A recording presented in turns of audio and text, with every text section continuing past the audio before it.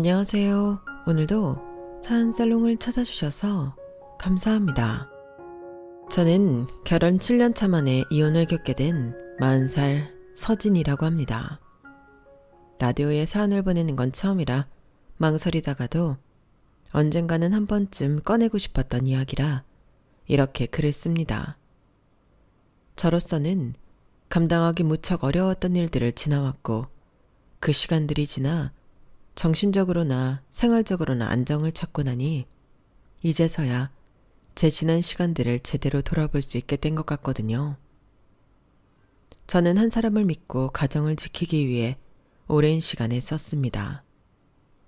하지만 가족이라는 이름이 모든 사람들에게 따뜻할 수만은 없다는 사실을 너무 늦게 깨달아 버렸죠.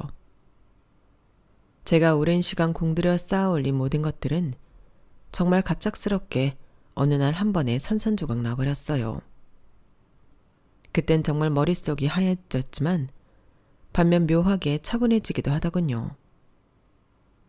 그래서 제 방식대로 제게 고통만을 줬던 그 가정을 정리했습니다. 그때 그렇게 이성이 남아있었기에 조금이라도 빨리 저를 위한 선택을 할 수 있었던 것 같아요. 이 이야기를 듣고 나면 어떤 분들은 저를 이해하실 수도 있고 어떤 분들은 비난하실 수도 있겠죠. 하지만 저는 후회하지 않습니다. 지금은 그때보다 훨씬 평온한 삶을 살고 있거든요. 제 이야기부터 시작하면 저는 어린 시절 형편이 그다지 좋지 못했어요. 그래서 대학 입시를 할 때도 보통 주변 친구들이 목표로 많이 하던 4년제 일반대학교보다는 학비가 저렴하고 기술도 배울 수 있는 2년제 전문대학교를 지망하게 되었죠. 공부를 오래 하는 것보다는 뭐라도 먹고 살 것을 찾아서 하루빨리 돈을 벌고 싶다는 생각이었거든요. 그렇게 제가 선택한 전공은 요리였어요. 부모님께서 직장에 가시면 제가 동생 밥상을 대신 차려주면서 요리 실력이 많이 늘었거든요. 맛있다는 평가도 많이 들었던지라 자신이 있었어요. 널린 게 식당이니 취직 걱정도 없어 보였고요. 2년 동안 바짝 학교 생활하고 자격증도 딴 후 본격적으로 식당에 취직을 했어요. 운 좋게도 학창시절 저를 좋게 봐주셨던 교수님의 추천으로 당시 유명했던 한식당에 취직하게 됐어요. 요즘은 어떤 식인지 모르겠지만 제가 다닐 때만 해도 아무리 누구의 추천이 있었다고 한들 식당 일은 설거지를부터 시작하는 게 관례였어요. 그 정도는 저도 각오하고 일을 택했기 때문에 일이 힘들긴 해도 불평 불만은 없었죠. 대신 연차가 쌓이면서 식당에 이런저런 일들을 한두 개씩 맡기 시작했어요. 지금 제 젊은 시절을 돌이켜보면 나름대로 참 앞만 보고 열심히 살았던 것 같아요. 적어도 저를 힘들게 키워주신 부모님께 더 짐을 지우지 않고 1인분은 해내고 싶다는 욕망이 강했거든요. 식당 일은 체력적으로 힘들긴 했지만 제가 원하던 대로 부모님께 손 벌리지 않고 제가 하고 싶은 일을 하며 살고 있다는 생각에 견딜만 했어요. 그렇게 치열한 시간들을 보내던 중 제 남편을 만나게 됐죠. 같이 일하던 한 종업원의 지인이었고 저희 식당에 직장 상사와 식사를 하러 왔다가 저를 보고는 소개시켜 달라고 했어요. 솔직히 처음에는 연애할 마음의 여유도 없었고 남편에게도 관심이 없었어요. 그때 저는 스스로 누군가를 만날 처지나 상황이 못 된다고 생각했던 것 같아요. 그래서 굳이 멀쩡한 직장에 다니면서 저를 만나고 싶어 하는지 이해가 안 됐었죠. 그래서 소개는 깔끔하게 거절했어요. 같이 일하시던 분도 제 의사를 분명하게 전달하신 모양이었지만 소개를 거절당하자 남편은 막무가내로 식당 운영 종료 시간에 맞춰 찾아오는 등 포기를 할 줄 모르더군요. 정말 제 이상형이셔서 그래요. 몇 번 같이 식사하고 이야기도 나눠보고 싶어서 그러니 허락해주세요. 말씀 들으셨겠지만 저는 지금 연애할 상황이 아니라서요. 하루하루 피곤한데 누구에게 마음을 내주고 시간 써가면서 만날 시간이 없어요. 알죠? 식당 일이 체력에 부치는 일이라는 거. 친구놈한테 들어서 잘 압니다. 그러니까 기회를 달라는 거예요. 마음 내주고 시간 안 쓰셔도 돼요. 서진 씨한테 그럴 여유가 없으시면 그 마음이랑 시간 제가 쓰면 되죠. 몇 번이고 정중하게 거절해 돌려보냈지만 서너 번쯤 반복되다 보니 이럴 거면 차라리 저 사람이 원하는 대로 만나주고 돌려보내는 게 차라리 빨랐겠다 싶더라고요. 그게 남편의 전략이었는지는 모르겠지만 결국 그렇게 저는 남편이 원하는 대로 식사 약속을 잡게 됐어요. 2번 정도 만나고 다시 거절을 하면 남편도 그때 물러나겠지란 마음이었죠. 하지만 남편은 단 2번 만에 제 마음을 바꿔놨어요. 제 부탁이라면 아주 작은 거라도 열일 제치고 달려와 들어주고 항상 다정하고 배려 넘치는 태도에 남편이 달라 보이기 시작했거든요. 야, 그러지 말고 사람 괜찮아 보이면 한번 만나나 봐봐. 생각해보면 네가 어디서 또 괜찮은 사람 만날 수 있겠어. 맨날 식당 일 한다고 휴일에는 집에 뻗어있기 바쁘잖아. 제발로 괜찮은 사람이 굴러들어왔는데 이럴 때 연애해야지. 절친한 친구 지연이에게 그 사람 이야기를 털어놓으니 친구는 적극적으로 만나보라고 권하더라고요. 참 똑똑하고 현명한 친구라서 늘 신뢰하고 있었는데 말을 들어보니 또 틀린 말이 아니더라고요. 그때 나이도 어리고 하니 결혼까지는 상상도 못했고 친구 말대로 이럴 때 연애나 해보자 싶어서 남편과 만난 지 1달이 되던 날 남편이 조심스레 건넨 고백을 받아주었어요. 그때 세상 다 얻은 것처럼 기뻐하던 남편의 얼굴은 아직도 기억에 남네요. 정말 고마워 서진 씨, 내 마음 받아줘서. 내가 평생 공주처럼 손에 물 한 방울 안 묻히고 살게 해줄게요. 이미 하는 일이 손에 물 묻히는 일이라 그건 좀 어렵겠는데요. 그럼 결혼하지 뭐. 결혼하면 집에서는 한 방울도 못 묻힐 줄 알아요. 이제 만나기로 했는데 무슨 벌써 결혼 얘기까지 해요. 남편은 처음 사귀기로 한 날부터 저희가 꼭 결혼까지 갈 것처럼 이야기를 했어요. 그때야 오랜 짝사랑이 끝났으니 기쁜 마음을 표현하는 거라고만 생각했는데 제가 정말 이 사람과 결혼하게 될 거라곤 상상도 못했죠.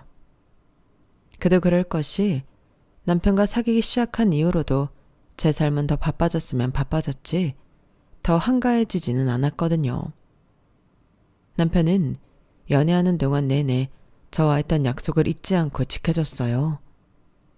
제가 피곤한 날에는 차를 몰고 와서 집까지 데려다 줬고 제 휴일이 아닌 날에는 굳이 보자고 조르지도 않고 제가 원할 때 필요할 때 늘 달려와서 곁에 있어줬거든요.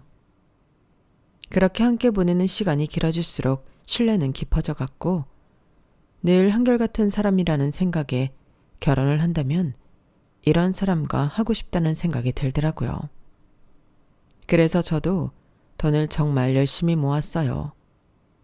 직장에 다니고 있는 남편에 비하면 적은 돈일지는 몰라도 식당과 집만 왔다 갔다 하면 제 평소 생활 패턴에 소비도 정말 필요한 게 아니면 안 하는 성향이라 돈은 생각보다 빠르게 모였어요.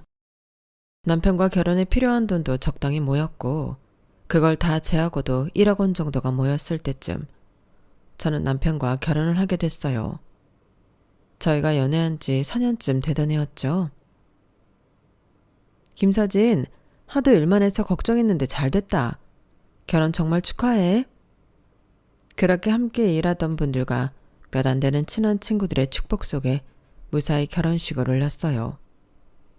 그래도 결혼하고 2년 정도는 꽤 행복했던 것 같아요. 남편도 저도 우리가 가족이 되었다는 사실이 신기하기도 하고 정말 꿈만 같았거든요. 그런데 3년 차쯤 되었을 때부터 남편에게서 이전에는 몰랐던 모습이 보이기 시작하더라고요. 여보, 이번에 당신 생일 말인데 이번에는 좀 간단하게 케이크만 하고 끝내는 거 어때? 평소에 값비싼 데이트를 하는 걸 선호하지 않기는 하지만 다른 날은 몰라도 생일만큼은 서로를 위해 가장 좋은 음식을 먹고 좋은 선물을 주고받았어요. 그랬던 남편이 갑자기 케이크로만 생일을 챙기자고 하니 내심 서운하더군요. 갑자기 왜? 이제까지 생일은 특별하게 챙겨주는 게 좋다고 했었잖아. 그건 그런데 그때야 연애하고 철없을 때니까 그랬지만 이제 우린 가족이 됐고 그런 불필요한 소비는 줄이는 게 좋지 않겠어? 늘 당신이 말했잖아. 필요한 소비만 하는 게 좋다고. 그게 생일까지 해당되는 건 아니었는데 아무튼 알겠어. 뭐가 됐든 아껴서 나쁠 건 없지. 나도 당신이랑 잘 살아보자고 하는 거지. 그동안 잘 즐겼으니까 이제는 좀 소박하게 보내는 것도 괜찮은 것 같아. 차라리 그 돈 아껴서 여행을 가도 되고. 남편의 의도를 완전히 파악하긴 어려웠지만 그냥 그러려니 받아들였어요. 그 제안을 머리로는 이해했지만 가슴으로는 이해하지 못했는지 생일 당일에도 묘하게 쓸쓸하더라고요. 이렇게 보내는 것도 나름 괜찮은데 뭐해? 어서 소원 빌고 초 불어야지. 매년 생일마다 좋아하는 예쁜 옷을 꺼내 입고 자주 가지 못하는 좋은 식당에 가서 남편과 데이트하던 순간들이 떠올랐어요. 올해는 그런 설렘이 없다고 생각하니 서글프더군요. 하지만 남편이 웃으며 건네주는 케이크를 보면서 마음을 달랠 수밖에 없었죠. 쓸쓸해하는 저와는 달리 남편은 어느 때보다 즐거워 보였거든요. 남편에게 차마 티내지 못했지만 쓸쓸한 생일을 보내고 얼마 후 시어머니의 생신이 다가왔어요. 저와 시어머니의 생신이 2주밖에 차이 나지 않았거든요. 각자 부모님 생신은 알아서 준비하기로 한지라 남편에게 별다른 말은 못 들었어요. 평소 시부모님 댁 쪽으로 가서 근처 괜찮은 식당에서 함께 식사를 하면 보냈으니 이번에도 그럴 줄 알았죠. 그런데 남편이 운전하는 방향이 시댁 쪽으로 안 가더군요. 여보, 어디가? 아, 오늘은 아예 밖에서 만나기로 했어. 그래? 어디 가는데? 좋은데 예약했지. 가보면 알아. 남편이 씩 웃는데 뭔가 쎄하더군요. 도착하고 보니 난생 처음 가보는 5성급 호텔이었어요. 뭐야, 이 호텔은? 여기 뷔페가 그렇게 맛있대. 우리 엄마도 좋은 음식 드셔보셔야지. 그러다니 저 멀리서 도착한 어머님을 보고는 갑자기 트렁크에서 커다란 꽃바구니를 꺼내더군요. 이건 또 언제 준비했어? 아까 세차하러 다녀오는 김에 사왔지. 우리 엄마가 꽃을 엄청 좋아하시거든. 엄마, 생신 축하드려요. 아유, 세상에. 내가 이렇게 큰 꽃은 처음 받아보네. 예쁘구나. 마음에 드세요? 당연히 마음에 들지. 꽃은 한두 송이 작은 것만 사와도 좋은데 뭐하러 이렇게 큰 걸 사왔어. 요즘 꽃값도 장난이 아니라던데. 그래도 이왕 드리는 거 좋은 거 드리고 싶은 게 아들 마음이잖아요. 그동안 이래저래 큰돈 드느라 못 해드렸는데 이제 좀 여유가 생겨서요. 앞으로는 더 잘해드릴게요. 말만 들어도 고맙다 우리 아들. 다정하게 웃으며 시어머니와 나누는 대화가 제 마음에 비수를 꼽더군요. 최근 저희들의 경제 상황이 크게 달라진 점은 없었어요. 여유가 생겼다고 하는 말이 꼭 제 생일에 드는 지출을 줄여서 생긴 여유 같다는 생각이 들더라고요. 그래서인지 참 생일 내내 기분이 좋지 않았어요. 음식도 너무 맛있었고 분위기도 좋았지만 마냥 밝은 웃음이 안 나오더군요. 이래저래 큰돈 드느라 못 해드렸는데 라든지 이제 좀 여유가 생겼어요 라는 말들이 자꾸 머릿속을 떠다니며 저를 괴롭혔죠. 당신 좋은 날에 왜 이렇게 표정이 안 좋아? 내가 뭘? 엄마 생신 때 잘해드리는 게 그렇게 마음에 안 들어? 당신은 티 안 날 줄 알지? 표정에 다 티나. 어머님 생신 때 잘해드리는 게 싫은 게 아니라 나도 사람이다 보니 내 생일이랑 비교하게 되고 좀 우울해서 그래. 당신은 연애할 때 내가 잘해줬잖아. 그 정도 잘해줬으면 됐지. 얼마나 더 잘해줘야 만족할 건데? 이야기 다 잘 된 거 아니었어? 이제 와서 왜 이래? 그래서 내가 뭐라고 했어? 나도 동의한 일이니까 가만히 있었잖아. 그런데 나는 당신이 하는 말이 우리 생일 소비를 줄이자는 건 줄 알았지. 우리 소비 줄여서 어머님을 더 해드리자는 말인 줄은 몰랐어. 그래서 불만이라는 거야? 불만이 아니라 이건 좀 아니지 않냐는 거야. 당신 애 낳으면 애한테도 그렇게 가르칠 거야? 우리 엄마가 고생해서 나 안 낳았으면 당신도 지금 남편 없이 살고 있을 텐데 엄마한테 감사하지 못할 망정 이런 식으로 나와? 남편은 정말 말이 통하지 않았어요. 저는 단지 작은 위로가 필요했을 뿐인데 그걸 이해해주긴커녕 오히려 제가 시어머니를 질투한다며 말도 안 되는 누명을 뒤집어 씌우기 시작했죠. 그러니 거기에 대해서 더 이상 이야기하고 싶지 않더라고요. 이 일로 너무 힘들어서 몇 날 며칠 울적해 하다가 오랜만에 친구를 만나 하소연을 했어요. 이야기를 들은 친구도 역시 경악했죠. 뭐? 야, 그건 좀 아니지 않냐? 너 거기서 왜 당하고만 있어?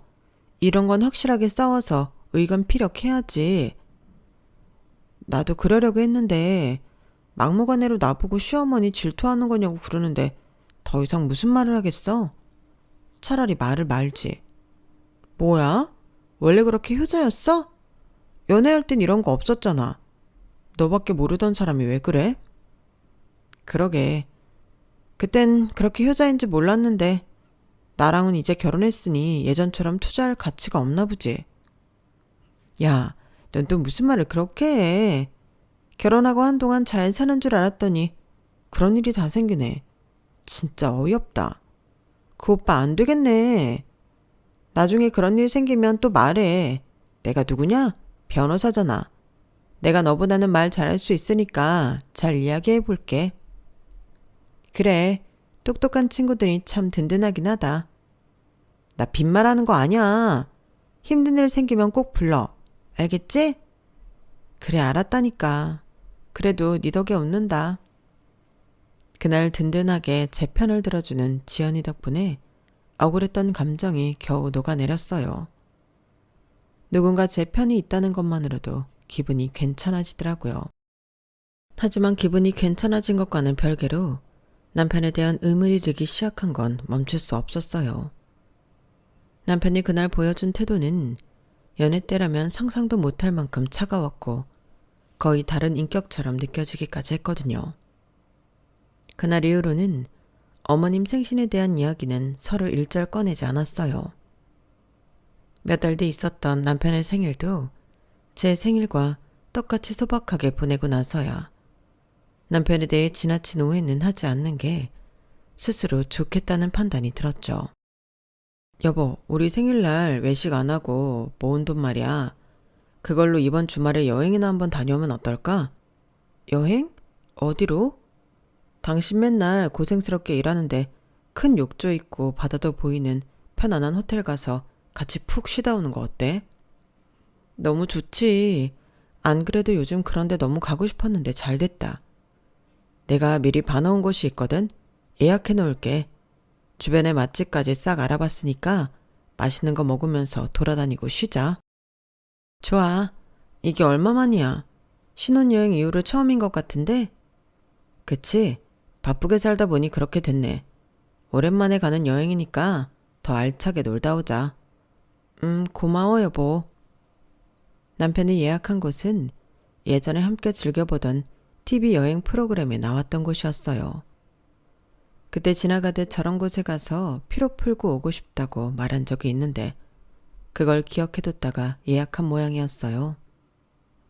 설레고 신나는 마음에 친구에게 전화를 걸었죠. 그래도 나한테 미안하긴 했나 보네. 다행이다. 나 오빠 좀 이상한 사람인 줄 알고 놀랐잖아. 그래도 연애할 때 성향이 어디 안 가긴 하네. 그치? 그러니까 나 너무 오랜만에 놀러가서 신나.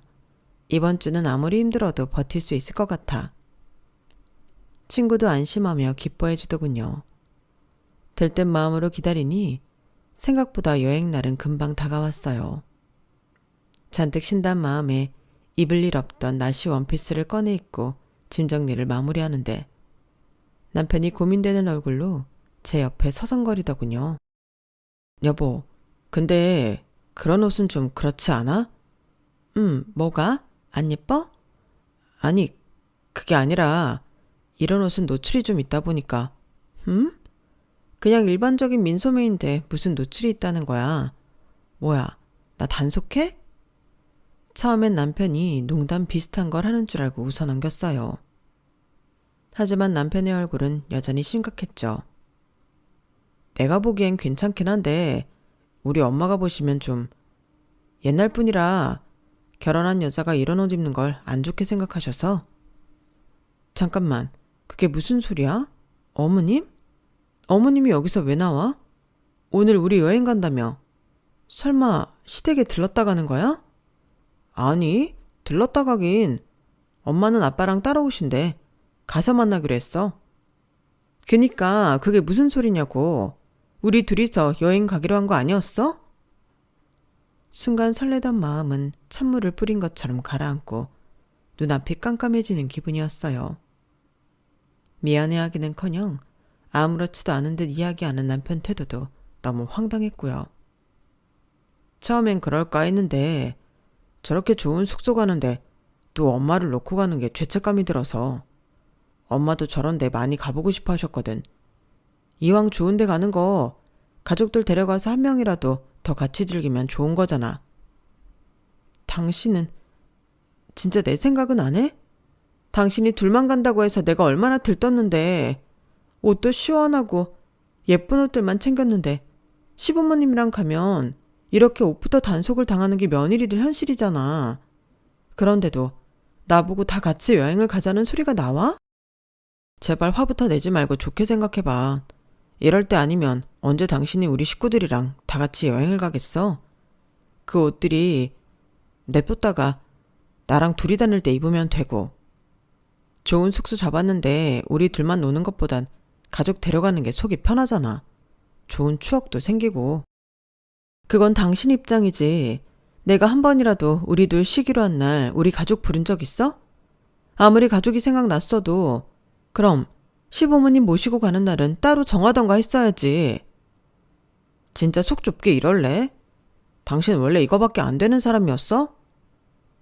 아무리 속상한 걸 어필해봤자 돌아오는 건 비난뿐이었어요.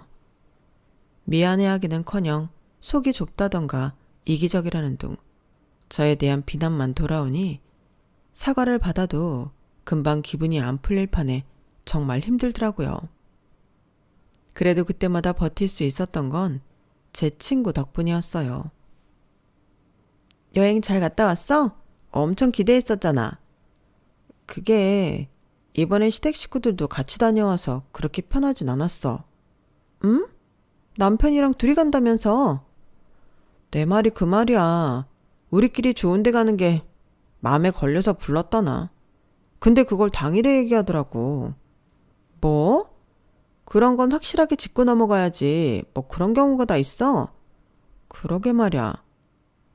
결혼을 했던 이유 중 하나가 언제든 제 편을 들어주는 든든한 아군을 얻기 위해서였는데 오히려 남편이 제 마음을 몰라줬고 제 편이 되어주는 건 친구더군요. 내가 다음에 만나서 오빠한테 한 소리 해줘? 아니야, 됐어. 그러지 마. 말로만 들어도 고맙다. 미리 말 안 해두면 나중에 큰일 터질까봐 그래. 맨날 시댁만 챙기고 해도 너무하잖아. 네가 말하면 안 듣는다며?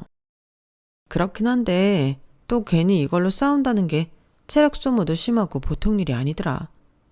너까지 피곤하게 만들고 싶진 않아. 그래, 또 내가 괜히 꼈다가 부부싸움 커질 수도 있긴 하겠다. 그래도 도움 필요하면 언제든 말해. 결혼 생활이 지속되면서 남편은 점점 더 저보다는 시부모님을 챙기기 시작했어요. 남편의 그런 태도에 실망스러우면서도 나중에는 어느 정도 익숙해지더군요. 그러던 어느 날이었어요. 여보, 당신도 따로 모아놓은 돈 있댔지? 그게 얼마 정도랬지? 있지. 그건 왜? 왜긴 우리 수중에 얼마 정도 여유 있나 파악하려고 그런 거지. 전에 말해준 것 같은데 기억이 잘 안 나서. 1억 원 정도 있긴 해. 일 처음 시작했을 때부터 꾸준히 모아뒀던 돈. 그치? 그 정도 있다고 들었던 것 같네. 그 정도면 충분히 여유 있네. 역시 아내는 당신처럼 성실하고 알뜰한 사람 만나는 게 최고라니까. 남편이 갑자기 물어본 게 의아했지만 그 돈은 언젠가 쓸 일이 있을 때를 대비해서 모아둔 거라 그렇게 큰 의미를 두지는 않았어요. 그런데 몇 달 뒤 어머님의 생신이 돌아오고 충격적인 사실을 알게 되었죠. 이번엔 시댁으로 바로 가? 어디 예약 안 했어? 이번에는 엄마가 밥 해주신대. 맛있는 거 많이 해주신댔으니까 편하게 먹고 놀다 오자. 어머님 생신인데 어머님이 밥상을 차리신다고? 그러게, 우리 엄마가 많이 신나셨나 봐. 주방 일이라면 늘 제게 다 떠맡기던 어머님께서 갑자기 당신 생일날 직접 생일상을 차리겠다고 하시니 묘한 불안감이 엄습하더라고요. 왜 신나셨는데? 글쎄, 그건 나도 모르지. 가보면 알겠지. 남편은 끝까지 대답을 안 해주더군요. 그렇게 시댁에 도착하니 어머님은 들뜨신 얼굴로 현관까지 버선발로 마중을 나오셨어요. 아우, 먼 길 오느라 수고했네. 상다리 휘어지게 차렸으니까 많이들 먹어. 알겠지? 어머님 생신이신데 이런 날은 쉬시는 게 좋지 않으세요?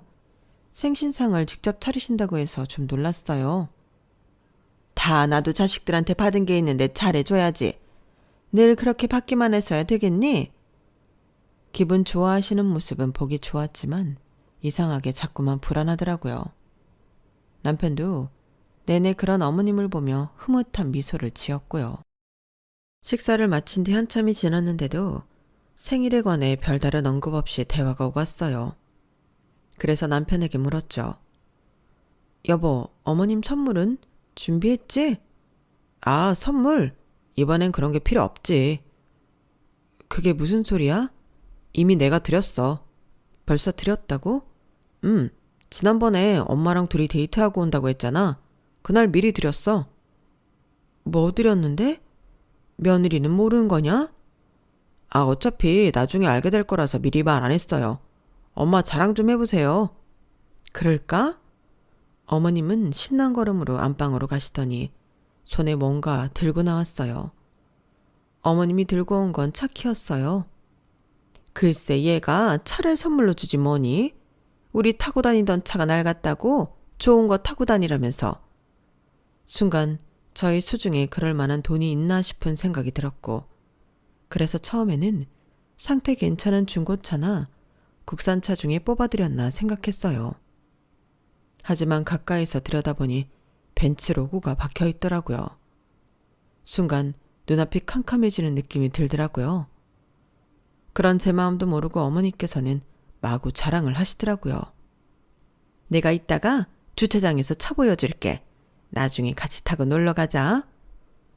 어떻게 된 거냐는 눈빛으로 남편을 쳐다봤지만 남편은 어깨만 으쓱하고 말뿐이었어요. 집에 갈 때까지도 그 벤치에 대한 생각이 지워지지 않아서 괴롭더라고요. 빨리 그 차를 제 눈으로 직접 봐야만 믿을 수 있을 것 같았죠. 그렇게 집에 갈 시간이 다가왔고 주차장으로 함께 내려오신 어머님은 손수 차키로 차 문을 여는 모습까지 보여주셨어요. 차는 딱 봐도 뽑은 지 얼마 안 돼요. 때깔이 좋기도 하더군요. 시부모님께 인사를 드리고 차에 올라타자마자 남편에게 물었어요. 여보, 저 차는 어떻게 뽑은 거야? 때깔 죽이지. 역시 차는 외제차가 최고라니까. 그게 아니라 우리한테 벤츠 뽑을 돈이 어딨어? 무슨 돈으로 사드린 건데? 꼭 돈이 많아야만 효도하나. 마음으로 효도하는 거지. 그렇게 무리해가면서까지 할 필요는 없잖아. 어머님도 어머님이지만 우리 생활 수준에서 우리가 탈 차로 벤츠를 산다 해도 뜯어 말릴 상황에 나랑은 한마디 상의도 없이 이게 뭐냐고. 아, 진짜. 그럼 우리 엄마 저 연식 다 된 차 끌고 다니는데 보고만 있으란 말이야? 엄마 살아계실 때 한 번이라도 더 효도해야 할 거 아냐? 그래서 대체 무슨 돈으로 한 건데? 아무리 싸워도 결론이 날 기미가 안 보여 돈의 출처라도 알자 싶어 물었어요. 설마 빚이라도 져서 산 건 아니겠지. 나 몰래 도박이라도 하나? 별별 생각이 다 들더군요. 나름대로 최악의 상황을 상상하며 대비했다고 생각했는데 남편의 입에서 나온 소리는 그보다 더 뻔뻔하고 충격적이었어요. 네 돈 좀 빌렸어. 뭐? 내 돈? 무슨 돈? 아, 너 그 설거지하면서 모아놓은 돈 있잖아. 그 통장에 있는 돈. 어디 투자할 것도 아니면서 그렇게 처박아 놓기만 하면 뭐해. 당신이 암튼 일만 해서 그런지 세상 물정을 모른다니까. 그렇게 썩어가는 채를 둘 바엔 효도하는 데 쓰기라도 하면 좋잖아. 뭐라고? 지금 그걸 말이라고 해? 내 통장에 손을 대? 나 몰래 돈을 인출해놓고 돈을 빌렸다고 표현하는 거야? 당신 정말 양심이 있기는 해? 그럼 내가 순순히 빌려주세요 했으면 당신이 빌려줬겠냐고. 그냥 좋게 생각해. 착하게 살면 나중에 다 복 받는 거야. 야, 내가 그럴 거면 우리 부모님 벤츠를 뽑아드리지. 왜 니네 엄마 벤츠를 뽑니? 손목 얼얼할 때까지 설거지하면서 번 돈인 거 너도 다 알잖아. 내가 얼마나 고생하고 내 젊음 투자해서 모은 돈인 줄 알면서 어떻게 그런 짓을 해? 네가 인간이야? 네, 그렇습니다. 연애할 때 저밖에 없다며 전부 맞춰줬던 제 남편은 결혼을 하니 아내는 안중에도 없는 효도에 미친 남자가 되어버렸던 거죠. 그 사실을 차마 인정하고 싶지 않아 여기까지 왔는데 여기까지 와보니 정말 이성이 날아가더군요. 믿기지 않아 제 계좌 내역을 찾아보니 정말로 홀라당 인출이 되어 있더군요. 그날은 정말 2판 4판으로 싸웠습니다. 이혼까지 결심했죠. 야, 진짜 그 인간 미친 거 아니야? 언젠가 사고 한번 칠 것 같더라니. 와, 이렇게 대형 사고를 칠 줄은 몰랐네. 내가 사람 보는 눈이 지지도 없었나 봐. 개고생하면서 번 돈을 남편 잘못 만나 날리게 될 줄 누가 알았겠어. 진짜 잠자다가도 벌떡 일어나서 죽이고 싶을 정도로 화가 치밀어 올라서 더 이상은 같이 못 살겠어. 이혼 준비해야지. 잠깐만, 이혼할 땐 하더라도 네 돈 그렇게 홀라당 태운 거 벌은 제대로 받아야지. 아무리 가족 사이 부부 사이더라도 이거 횡령죄야. 지금부터 내가 말하는 대로 해. 정말? 너 아니었으면 이런 것도 몰랐겠다. 지연아, 고맙다. 친구는 저에게 믿을 만한 동료 변호사를 소개해줬어요. 그리고 법적 절차를 진행하는 걸 도와줬죠. 윤재원 변호사 가장 친한 친구분이시라면서요. 제가 윤변한테 빚진 게 많아서요. 확실하게 도와드리겠습니다. 감사합니다. 잘 부탁드려요. 우선 벤츠는 고소하면 그쪽에서 팔아버리고 이득을 취할 수 있어요. 그러니 고소를 하고 가압류 신청을 하면 됩니다. 변호사님과 상담하여 하나하나씩 진행을 하니 마음이 편하더군요. 법적 절차 진행과 동시에 저는 짐을 쌌어요. 친구가 방 한 칸을 내주겠다고 했거든요. 고소하면 얼굴 보기 껄끄러울 텐데 당분간 우리 집에서 지내. 친정 건너 일하는 식당이랑 너무 멀잖아. 너무 고마워서 어떡하지? 내가 이 은혜를 어떻게 갚아야 할지 모르겠다 정말. 그 돈 돌려받으면 나중에 우리 사무실 앞에 가게 차리든가. 네가 해준 음식 내가 엄청 좋아하잖아. 진짜 그럴게. 약속해. 남편에게 말없이 짐을 싼 후 언제든 친구 집으로 떠날 수 있도록 전부 옮겨두었어요. 얼마 후 고소를 당했다는 사실을 알게 된 남편은 저에게 고래고래 소리를 지르더군요. 당신 진짜 이럴 거야? 장난하는 거지? 횡령이라니. 우리 부부야. 부부 재산은 공동재산이지. 뭐 이런 걸로 우리가 법정 다니고 변호사비 쓰면서 서로 얼굴 붉혀야겠어? 그럴 필요까진 없잖아. 그럴 필요가 왜 없어? 그건 공동재산이 아니라 내 개인 자산이었어. 당신 진짜 돈 때문에 이럴 거야? 언제부터 이렇게 돈돈거렸어? 묵묵히 성실하게 일만 하는 모습에 반해서 결혼했더니 시부모한테 고작 차 한 대 사줬다고 이래? 연애할 때 내가 당신한테 얼마나 지극정성이었는데 그거 생각하면 벤츠도 아깝지 않아야 맞는 거 아니야? 그 얘기가 왜 나와? 그러려고 나한테 잘했어? 당신 이럴 줄 알았으면 백날 잘해줬어도 결혼 안 했지. 아무것도 모르고 결혼한 내가 바보지.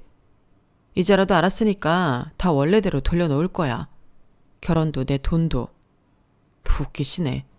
평생을 식당 일만 하던 당신이 당장 할 수 있는 게 뭔데? 이 집만 해도 4명이야. 내가 할 수 있을지 없을지는 두고 봐야 하는 거지. 저는 그 말을 끝으로 집에서 나와버렸어요. 손에는 작은 핸드백 가방 하나만 들려있는 채라 남편이 황당해 하더군요. 아마도 금방 집으로 들어갈 줄 알았겠죠. 이틀 뒤에야 제가 필요한 짐을 미리 다 빼뒀다는 사실을 알았는지 전화가 빗발치더군요. 남편과 법적으로 싸우는 사람들의 이야기는 완전히 남의 일인 줄 알았는데 제 일이 되었다는 게 비로소 실감이 나는 순간이었죠. 시간은 빠르게 흘러 시어머니의 벤츠가 가압류되었다는 소식을 전해 들었어요. 시어머니한테 정말 오랜만에 연락이 오더군요. 야, 네가 어떻게 이럴 수가 있니? 어? 아들이 벤츠 사줬다고 친구들한테 얼마나 자랑을 많이 했는데 네가 이렇게 나를 망신을 줘, 친구들 앞에서. 어머님, 제가 대체 무슨 망신을 줬다고 그러세요? 어머님 아들이 저한테 훔쳐간 돈으로 산 차잖아요. 그 돈 돌려받으려면 그 방법밖에 없는데 어떡하라는 거예요? 뭐? 훔쳐? 내 아들이 훔치긴 뭘 훔쳐? 그러게, 남의 돈으로 산 차를 그렇게 동네방네 자랑하고 다니면 어떡해요? 동네 부끄러운 줄 아셔야지. 아들을 도둑놈으로 키우신 어머님을 탓해야지. 훔쳐간 돈 돌려받는 제가 뭐가 나빠요? 내 아들이 도둑이라니. 너 지금 말 다 했어? 가족끼리 기어이 이렇게 추한 꼴을 봐야 속이 시원하겠어? 그건 제가 할 말인데요. 어머님이 자식 개판으로 키운 바람에 가정이 이 사단이 나잖아요. 물론 사람 잘못 본 제 잘못도 있지만 잘잘못 따지자면 어머님이 제일 잘못하신 거죠. 그 대가를 지금 치르고 계신 거고요. 저한테 화낼 일이 아니니 아드님한테나 화내세요. 핸드폰 너머로 분에 겨워 씩씩대는 어머님의 숨소리를 뒤로하고 전화를 끊어버렸어요. 그동안 하고 싶었던 말을 다 쏟아붓고 나니 속이 후련해지더군요. 시어머니에게 한바탕 한 후에는 핸드폰 번호도 바꿔버렸어요. 더 이상 이런 감정 낭비하고 싶지 않았거든요. 그렇게 재판날이 다가왔고 결과는 완전한 저의 승리였어요. 남편은 징역형 집행유예를 선고받았고 저에게 1억 원 반환하는 것으로 결론이 났죠. 서진아, 그동안 고생 많았다. 정말 축하해. 고마워 지연아. 너 아니었으면 여기까지 못 왔을 거야. 이제 나 하고 싶은 거 하면서 살려고. 평생을 가족을 위해 헌신하는 인생만 살았더니 이젠 정말 지친다. 나도 내가 번 돈으로 하고 싶은 것도 하고 새로운 일에도 도전해보고 싶다는 생각이 들어. 그래, 더 늦기 전에 깨달아서 다행이다. 내가 늘 말했잖아. 너는 개인 식당을 해야 한다고. 남의 식당에서 보조를 있기엔 네 실력이 너무 아깝다니까. 내가 많이 도와줄게. 이때까지 도움받은 것만 해도 미안한데 괜찮아. 미안하긴. 나중에 잘 되면 식당 갈 때마다 서비스나 좀 챙겨줘. 당연하지. 공짜로 밥 먹어도 모자랄 파나이. 꼭 그런 날이 왔으면 좋겠다. 재판날 마주한 남편과 시어머니의 모습은 정말 초췌하기 그지없더군요. 늘 말 잘 듣고 착한 아내이자 며느리였던 제가 이렇게 파격적인 행보를 보일 거라곤 꿈에도 상상 못한 얼굴이었어요. 그 모습을 보니 누가 보면 지금 제 결정이 참 냉정하다 생각할지 몰라도 스스로는 잘했다는 생각이 들었어요. 사람이 잘해줄 때 고마운 걸 알고 서로에게 선을 지키고 잘했더라면 얼마나 좋았을까요? 비록 저 인간들은 이 가정이 깨진 데 제 탓, 제 원망만 하겠지만 사실은 본인들이 깬 거라는 걸 꼭 알아야 할 텐데 말이에요. 들도 지쳤는지 결국은 몇 년에 걸쳐 1억 원이 반환되었고 저는 그 돈을 가지고 정말로 친구의 사무실 근처에 작은 가정식 백반집을 차렸어요. 회사가 많은 지역이라 점심 장사만 해도 수입이 꽤 짭짤하더라고요. 친구의 응원 속에서 차린 식당은 제 인생에서 가장 잘한 선택 중 하나가 됐어요.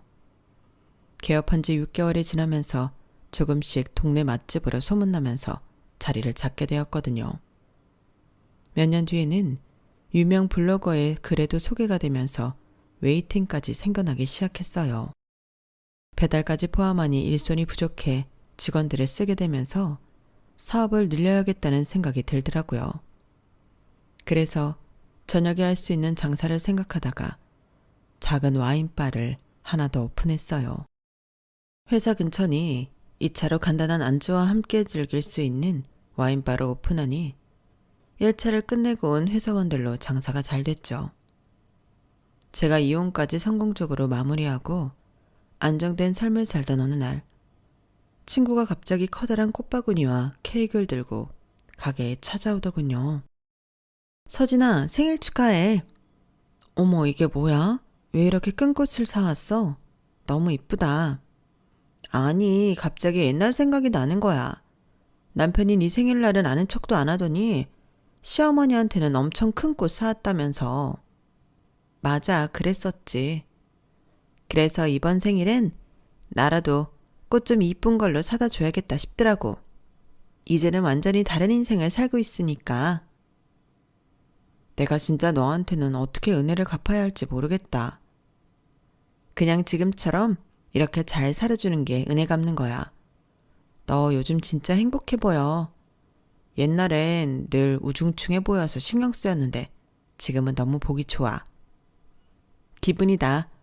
오늘 가게 장사 접고 오랜만에 너랑 시간 보내야겠어. 와, 진짜?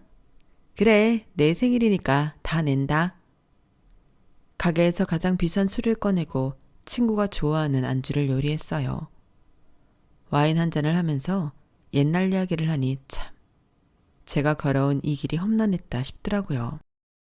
내가 뭐랬어? 네 남편 쎄하다 했지? 그러니까 다음부터는 네 말 먼저 들을게. 근데 너 나 없었으면 진짜 어쩔 뻔했냐? 화나서 벤츠 부숴버리지 않았을까? 그래도 그런 험난한 시간들을 견디고 이겨내왔기에 지금의 제가 있다고 생각하면 그렇게 억울할 일은 아닌 것 같아요. 지금 제 곁에는 늘 제 편인 소중한 사람들이 있고 제 노력으로 읽어낸 소중한 가게들이 있으니까요. 제 이야기는 여기까지입니다. 들어주신 여러분의 삶에도 소중한 인연들이 많이 있기를 바랍니다. 감사합니다. 여러분, 사연 댓글에 응원과 현명한 조언 부탁드려요. 좋아요와 구독은 저에게 큰 힘이 됩니다. 오늘도 좋은 일 가득하세요.